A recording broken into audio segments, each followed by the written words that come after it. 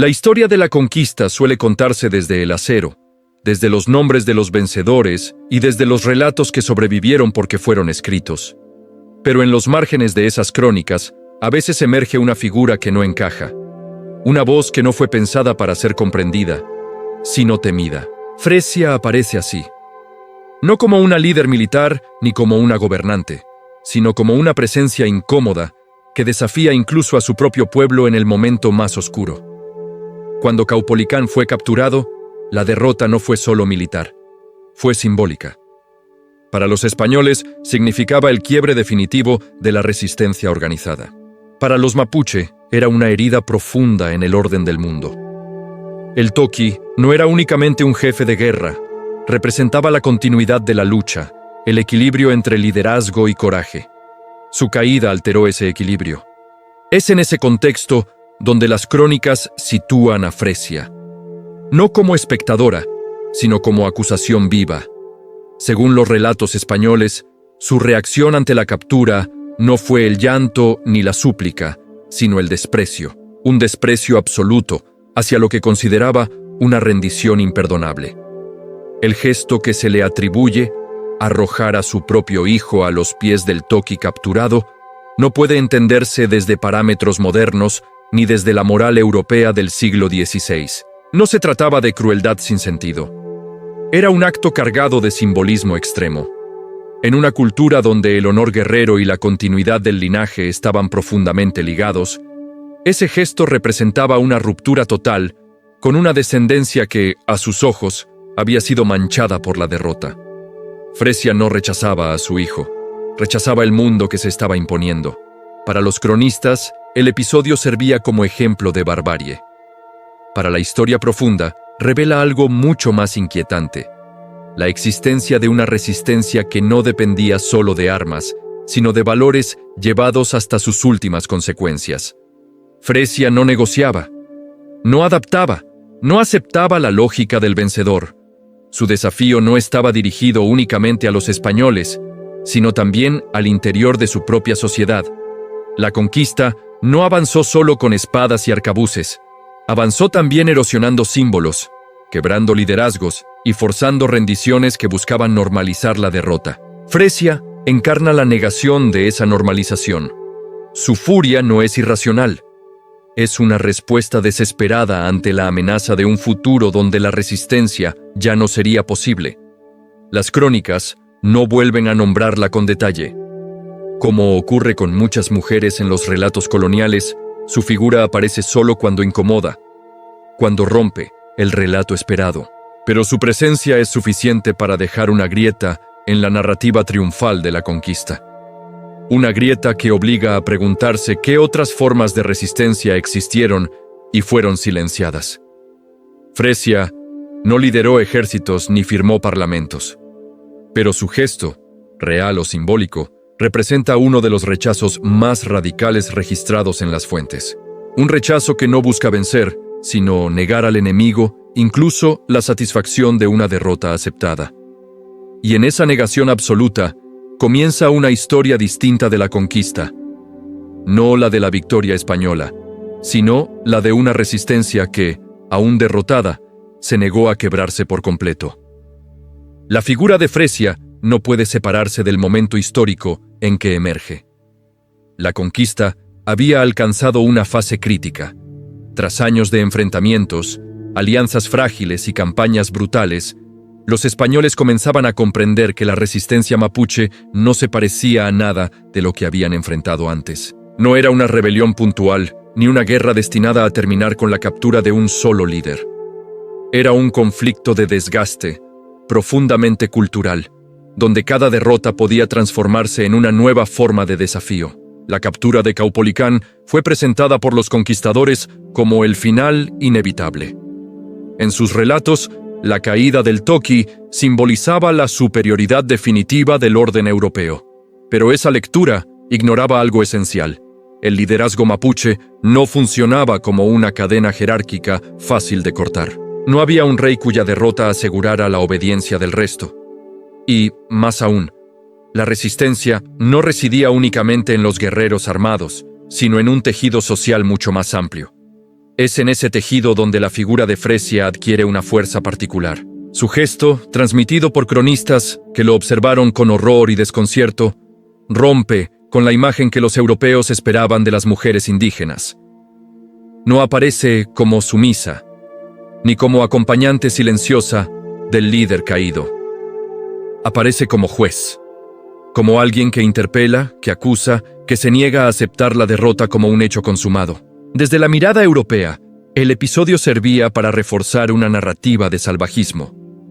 Era una forma de justificar la conquista, mostrar al enemigo como moralmente inferior, incapaz de compasión, dominado por pasiones extremas. Sin embargo, esa misma escena, leída desde otro ángulo, revela una lógica distinta. Una lógica donde el honor, la continuidad del linaje y la dignidad colectiva pesaban más que la supervivencia individual. Fresia no actúa desde el impulso inmediato. Su gesto, tal como lo describen las fuentes, tiene una intención clara: negar la legitimidad de una derrota que amenaza con reordenar el mundo mapuche bajo reglas ajenas. Al arrojar aquello que representa la continuidad futura, está declarando que un futuro bajo dominación no es aceptable. Es un acto extremo, precisamente porque el momento lo es. Este tipo de desafío no podía ser comprendido por los conquistadores. Para ellos, la guerra tenía un objetivo claro: someter, administrar, incorporar. Para Fresia, aceptar la rendición significaba algo mucho más profundo que perder una batalla. Significaba aceptar la transformación irreversible de su sociedad, la imposición de valores extraños y la ruptura del vínculo ancestral con la tierra y la autonomía. La violencia simbólica de su acción funciona, entonces, como un grito. No uno dirigido a los españoles, sino a su propio pueblo. Es una advertencia brutal sobre lo que implica rendirse. En lugar de pedir compasión o negociar condiciones, Fresia elige exponer la derrota como una vergüenza imposible de normalizar. Su mensaje no busca consuelo, busca sacudir conciencias. Tras este episodio, las fuentes guardan silencio sobre ella. No sabemos qué fue de Fresia después. No sabemos si sobrevivió a la conquista, si fue capturada, si murió en el anonimato. Ese silencio no es casual. La historia escrita por los vencedores rara vez se detiene en quienes no pueden ser encasillados fácilmente como enemigos derrotados o aliados útiles. Fresia no encajaba en ninguna de esas categorías. Sin embargo, su breve aparición en las crónicas deja una marca profunda. Demuestra que la resistencia mapuche no fue homogénea ni exclusivamente masculina. Existieron formas de oposición que no pasaron por el campo de batalla, sino por el terreno más incómodo de los valores, el honor y la memoria. Fresia encarna esa dimensión invisible de la guerra, la lucha por no aceptar el relato del vencedor. Mientras los españoles avanzaban proclamando el fin de la resistencia organizada, gestos como el de Fresia revelaban que la derrota militar no equivalía a la derrota espiritual. Algo seguía vivo, furioso, negándose a desaparecer. Y ese algo no podía ser sometido con espadas ni con decretos. En ese contexto, la historia de Fresia deja de ser un episodio aislado y se transforma en un símbolo inquietante, no de victoria, sino de una negativa absoluta a rendirse por completo. Una negativa que, aunque no detuvo la conquista, impidió que ésta se convirtiera en un simple acto de sometimiento sin resistencia. La figura de Fresia comienza a adquirir una dimensión distinta cuando se la observa no solo como un personaje individual, sino como una grieta en el relato triunfal de la conquista. Su gesto no detuvo ejércitos ni cambió el curso inmediato de la guerra, pero introdujo algo que los españoles no podían controlar: una fisura moral en la idea de victoria, porque capturar a un líder era posible. Domesticar el significado de la derrota, no. En los años posteriores a la captura de Caupolicán, la guerra en el sur lejos estuvo de concluir. Al contrario, se volvió más amarga, más prolongada, más costosa. Las campañas españolas se sucedían una tras otra, y cada una encontraba nuevas formas de resistencia. Aldeas abandonadas antes del avance enemigo, emboscadas en territorios que los europeos no comprendían, alianzas que surgían y se disolvían con rapidez. El conflicto se transformó en una guerra sin centro, sin final claro.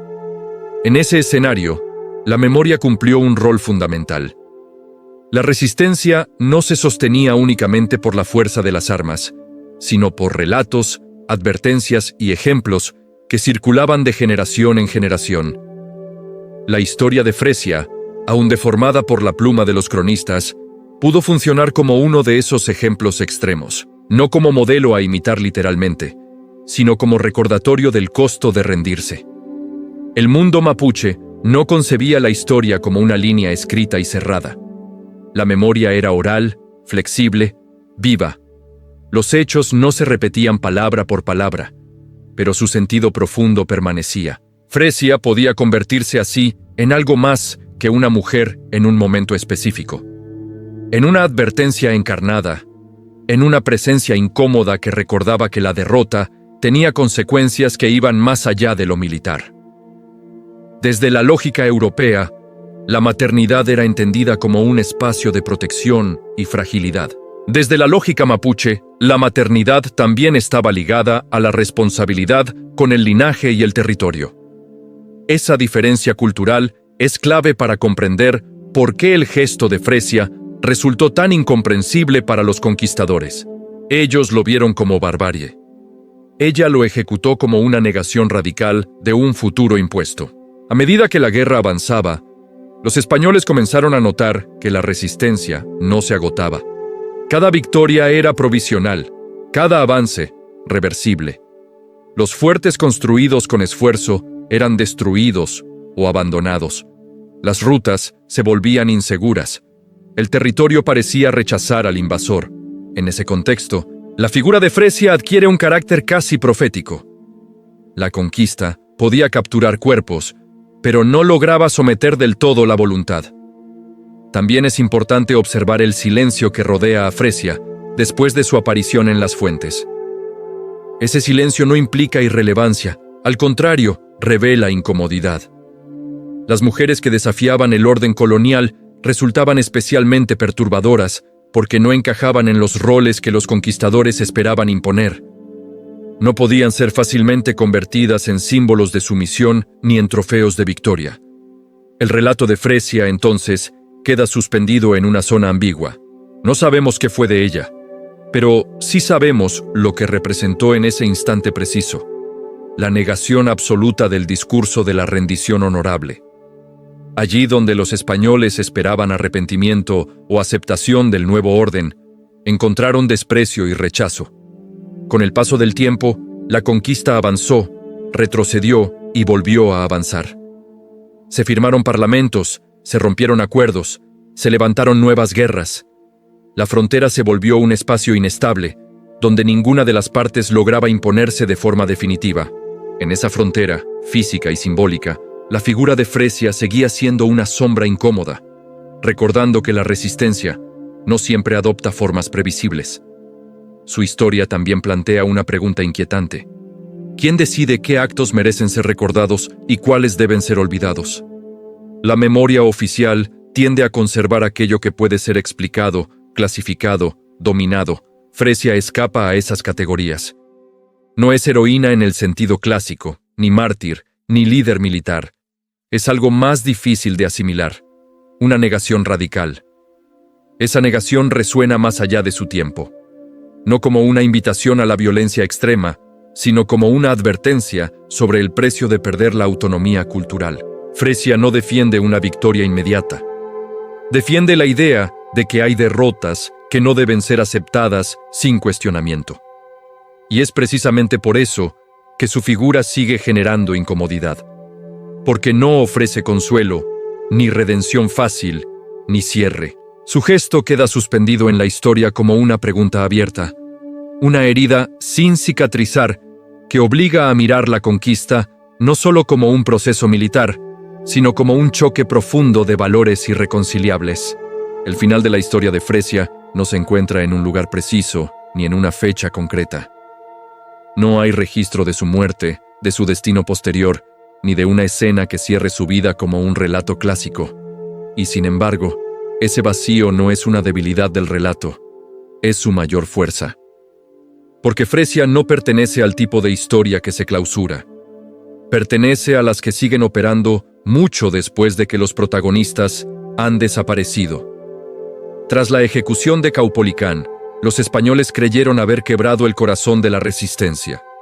El símbolo estaba derrotado, el líder había caído, y la lógica imperial indicaba que el resto debía plegarse. Pero lo que ocurrió fue lo contrario. La guerra no terminó. Se transformó. Se volvió más irregular, más extendida en el tiempo, más imposible de dominar. El sur no se convirtió en un territorio pacificado, sino en una herida abierta que drenó recursos, hombres y certezas del proyecto colonial. En ese nuevo escenario, la resistencia dejó de depender de grandes figuras visibles.